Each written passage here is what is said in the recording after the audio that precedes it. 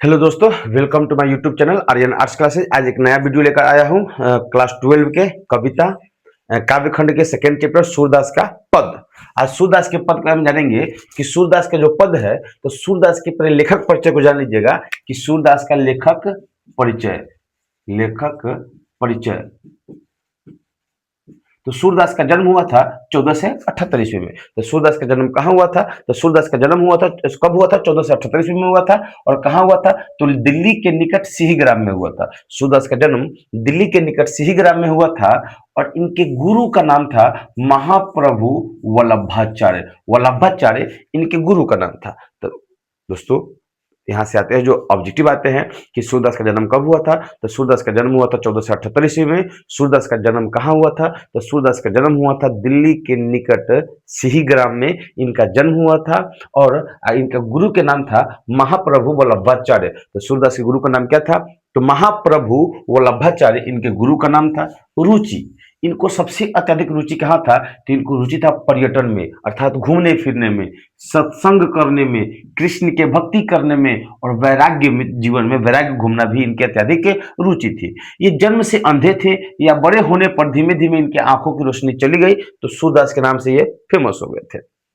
सुविधा का अभाव है, स्मार्ट बोर्ड की सुविधा नहीं है। बड़े बड़े यूट्यूब चैनल हैं जो स्मार्ट बोर्ड के साथ पढ़ा रहे हैं, लेकिन मेरे पास जो सुविधा है हम उसी सुविधा में बेस्ट से बेस्ट देने की कोशिश कर रहे हैं। जो भी कमी है कमेंट में बताइएगा कि उस समस्या को हम दूर करें। सपोर्ट कीजिएगा, शेयर कीजिएगा, ताकि ज़्यादा सब्सक्राइबर बढ़े तो हम इसको और भी बेहतर से बेहतर अपडेट कर सकें। तो इनकी जो जन्म से ये अंधे थे या बड़े होने पर इनको धीमे धीमे आंखों की रोशनी चली गई थी। इनकी जो प्रमुख रचना है, इस प्रमुख रचना में आता है सूरसागर, साहित्य लहरी, राधार सकेली और सुर सरावली। स से सूरदास, स से सूरसागर, स से साहित्य लहरी और स से सुर सरावली।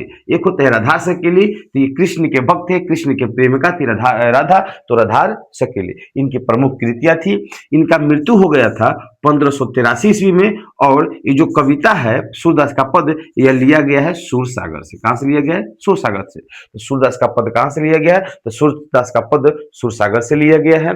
सूरदास के जन्म कब हुआ था? 1478 ईस्वी में हुआ था। सूरदास का जन्म कहाँ हुआ था? दिल्ली के निकट सिहीग्राम में हुआ था। ये बचपन से अंधे थे या जैसे जैसे बड़े हुए इनकी आंखों की रोशनी चली गई थी। इनके गुरु का नाम था महाप्रभु वल्लभाचार्य। इनको जो महत्वपूर्ण रुचि, जो इंटरेस्ट था, तो पर्यटन में, सत्संग में, वैराग्य जीवन में और कृष्ण भक्ति में इनकी प्रमुख इनको ज्यादा रुचि था। इनके प्रमुख रचना है राधार सकेली, सुरसरावली, सूरसागर और साहित्य लहरी इनकी प्रमुख रचना है। जिसमें ये जो कविता है सूरदास का पद, यह लिया गया है सुर सागर से लिया गया।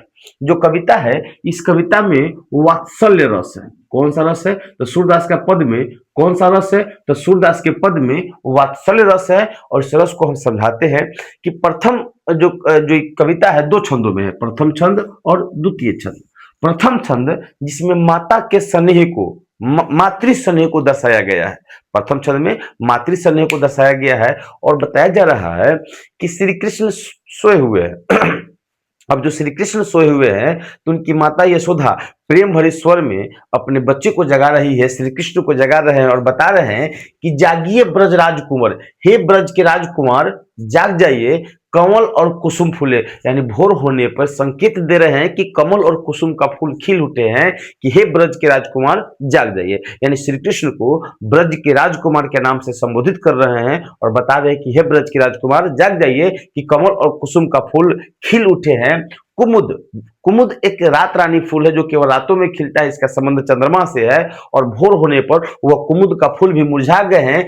भृंग लता भूले, भौरे, फूलों पर मंडराने वाले भौरे भी फूलों पर मंडराने लगे हैं। तो अगर प्रश्न डाल दिया जाए कि जागिए ब्रजराज कुंवर, कमल कुसुम फूले, कुमुद वृद्ध संकुचित भयो, भृंग लता भूले, अर्थ स्पष्ट करे। तो प्रस्तुत पंक्ति हमारे पाठ्य पुस्तक दिंगट भाग 2 के प्रसिद्ध कवि सूरदास जी द्वारा लिखी गई कविता सूरदास के पद से ली गई है, जो सूरसागर से संकलित है। जिसमें सूरदास जी मातृ स्नेह भाव को प्रदर्शित कर रही है, दर्शाती हुई कह रही है कि हे ब्रज के राजकुमार जाग जाइए, कमल और कुसुम का फूल खिल उठे हैं, कुमुद वृद्ध संकुचित भयो, कुमुद का फूल मुरझा गए हैं और भौरे फूलों पर मंडराने लगे हैं।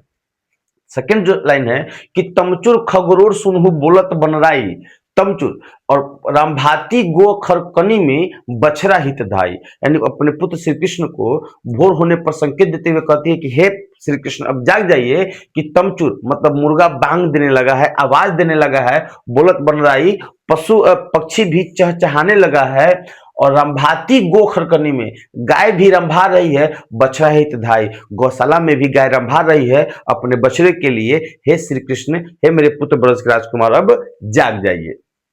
विधु मलिन, विधु का अर्थ होता है चंद्रमा, विधु का अर्थ होता है चंद्रमा, और सुबह होने पर चंद्रमा मलिन हो चुका है। रवि प्रकाश, रवि का अर्थ होता है सूर्य, तो सूर्य का प्रकाश आ चुका है और उसमें महिलाएं नर और नारी पूजा पाठ करके कीर्तन भजन कर रही है। तो हे ब्रज के राजकुमार जाग जाइए कि सूर्य का प्रकाश आ चुका है, चंद्रमा का प्रकाश मलिन हो चुका है, नर और नारी भजन कीर्तन कर रहे हैं, गीत गा रहे हैं। हे सूरों के श्याम, अच्छा गाते थे, हे सूरों के श्याम प्रातः उठो, जल्दी उठो, सुबह उठो। हे अंबुज करधारी, मेरे कमल धारण करने वाले मेरे पुत्र श्री कृष्ण, उन्हें सूरों का श्याम कहा गया है, कमल धारण करने वाले मेरे पुत्र श्री कृष्ण अब क्या करो, जाग जाओ। तो एक माता अपने पुत्र को, मातृ स्नेह को दर्शाती हुई बता रही है कि एक माता अपने पुत्र को जगा रही है। दूसरा में है कि जेवंत श्याम नंद की कन्या, कन्या का अर्थ होता है गोद, कन्या का अर्थ होता है गोद, और श्री कृष्ण नंद बाबा की गोद में बैठे हुए हैं और खाना खा रहे हैं। तक कछुक खात कछुधर नि गिरावत, कुछ खाते हैं और कुछ धरती पर गिराते हैं, और छवि निरखती, इस दृश्य को देख रही है नंद की रनिया माता यशोदा देख रही है। बड़ी बड़ा बेसन बहुत भंतानी, व्यंजन विविध अंगनिया, बड़ी बड़ा बेसन के विभिन्न प्रकार के व्यंजन बन के आंगन में रखा गया है, और डारत खात लेत अपने कर, सभी में से ले लेके खा रहे हैं अपने हाथ से, लेकिन रुचि मानत दधी दुनिया, लेकिन उन्हें सबसे अत्यधिक रुचि दही के कटोरा में है। मिश्री दही माखन मिश्रित करी, यानी मिश्री को, दही को, माखन को मिलाकर अपने आप से खा रहे हैं और पूरे मुख में लगाए हुए हैं। तो मुख नावत छवि धनिया पूरे मुख में लगाए हुए हैं, और आपुन खात नंद मुख नावत, अपने भी खाते हैं और नंद बाबा को भी खिलाते हैं। सो छवि कहत न बनिया, श्री कृष्ण बाल रूप में इसमें माता और पिता के स्नेह दोनों को प्रदर्शित किया जा रहा है, और बताया जा रहा है कि श्री कृष्ण अपने हाथ से विभिन्न प्रकार के व्यंजन को लेकर खा रहे हैं, लेकिन सबसे अत्यधिक रुचि उन्हें दही के कटोरा में है। दूसरे बार बता रहे हैं कि श्री कृष्ण कुछ अपने खाते हैं और कुछ धरती पर गिराते हैं, और कुछ धरती पर भी गिराते हैं, और आपुन खात नंद मुखनावत, कुछ अपने भी खाते हैं और नंद मुखनावत अपने पिता नंद को भी खिलाते हैं। और सो छवि कहत न बनिया, इस दृश्य मनोरम दृश्य के बारे में कुछ कहते हुए बन नहीं रहा है। और जो रस नंद जसोधा बिलसत, जो सुख नंद जी और यशोदा भोग रही है, सो नहीं त्यूहु भुवनिया, वह तीनों लोकों में कहीं मिलने वाला नहीं है। स्वयं ब्रह्मांड की रक्षा करने वाले श्री कृष्ण माता यशोदा के घर पे हैं और नंद बाबा के गोद में बैठ के भोजन कर रहे हैं, तो यह सुख तीनों लोकों में कहीं मिलने वाला नहीं है। भोजन करी नंद अचमन लीनहु, भोजन करने के बाद नंद बाबा कुल्ला कर रहे हैं और मांगत सुर जुठनिया, और सूरदास उस प्रेम भक्ति के रूप में उस गिरे हुए जुठन को मांग रहे हैं।